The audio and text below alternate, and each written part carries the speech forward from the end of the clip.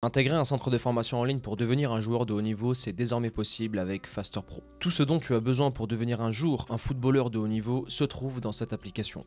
Mesure de ta progression chaque semaine avec des stats, des cours spécifiques poussés tous les mois, des programmes d'entraînement 2.0, un écosystème de joueurs qui veulent percer, un accès à un réseau pour trouver les contacts dont tu as besoin et tout ça grâce à une connexion internet. Pour profiter de l'offre de lancement qui se termine le 11 janvier, clique sur le lien en description.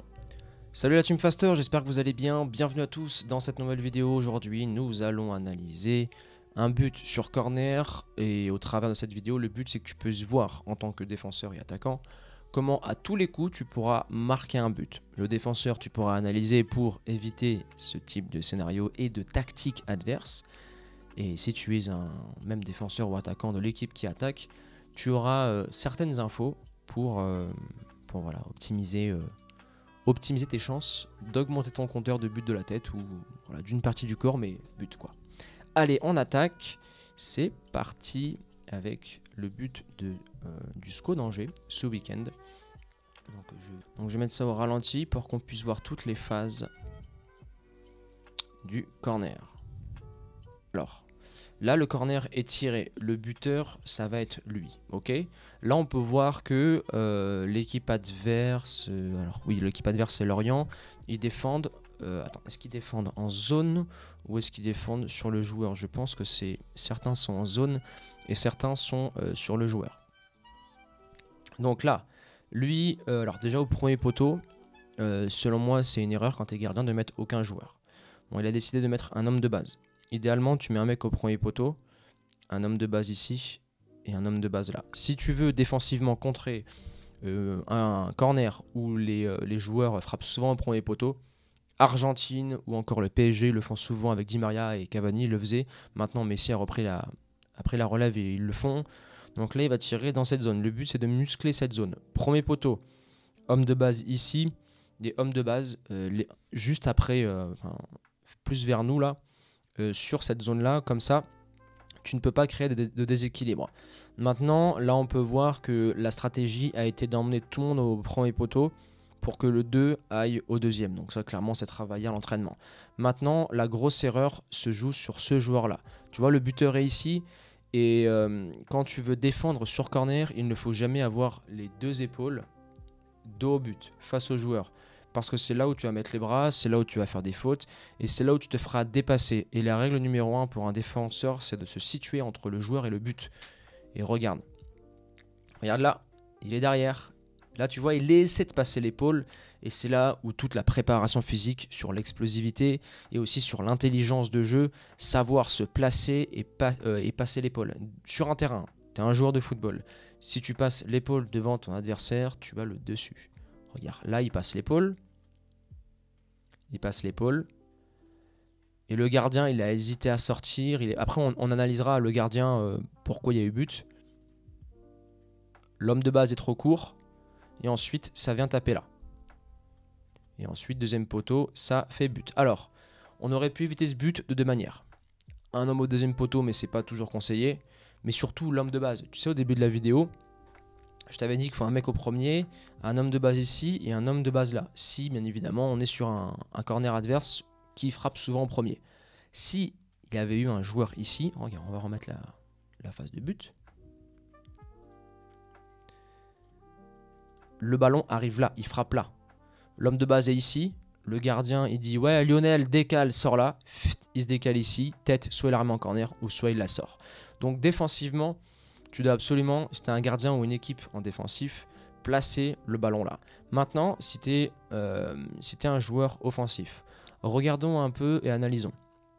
Alors, c'est les noirs qui attaquent. Ok, tu vois là, s'il y a un deuxième ballon, par exemple celui-ci, sa place doit être au deuxième et lui, il doit rentrer intérieur. C'est pour ça que il faut décider en avance, soit de défendre en zone ou soit de défendre joueur après joueur. L'avantage de défendre en zone, c'est que tu couvres tous les aspects.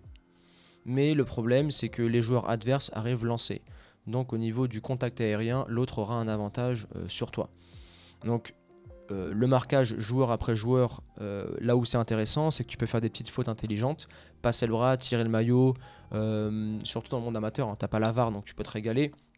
En étant bien précis, regarde, l'arbitre là il voit tout, donc faire très attention par rapport à cela. Mais le désavantage du marquage individuel, c'est qu'après le joueur, s'il fait un appel contre appel, tu vois, regarde, on va retourner au début.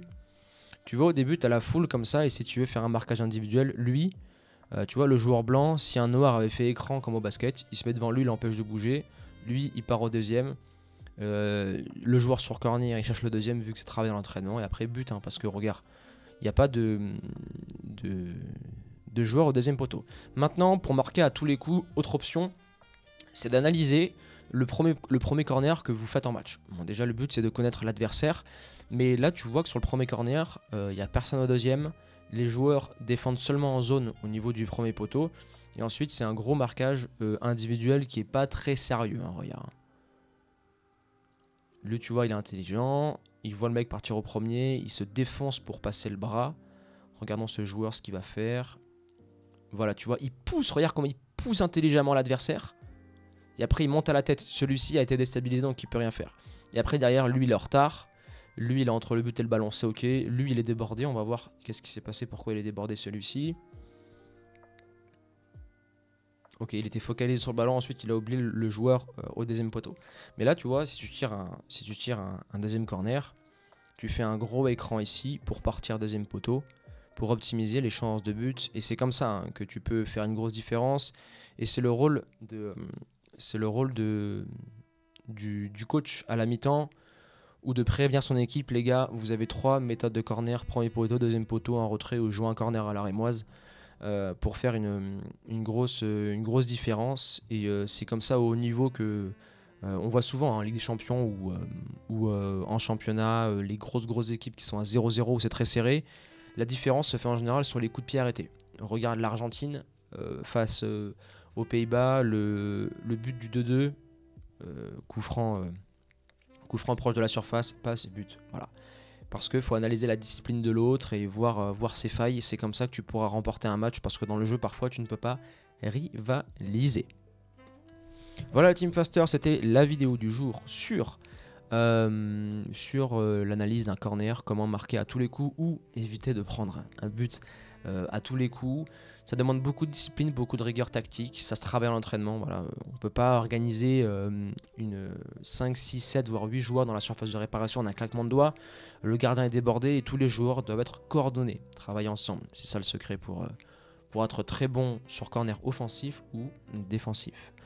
Je vous rappelle que vous avez en description le lien pour le lancement de Faster. Vous avez l'offre de lancement jusqu'au mercredi 11 janvier. Profitez-en. Et à présent, comme d'habitude, je vous laisse là. Abonnez-vous à la chaîne, activez la cloche et je vous dis à très vite. Ciao.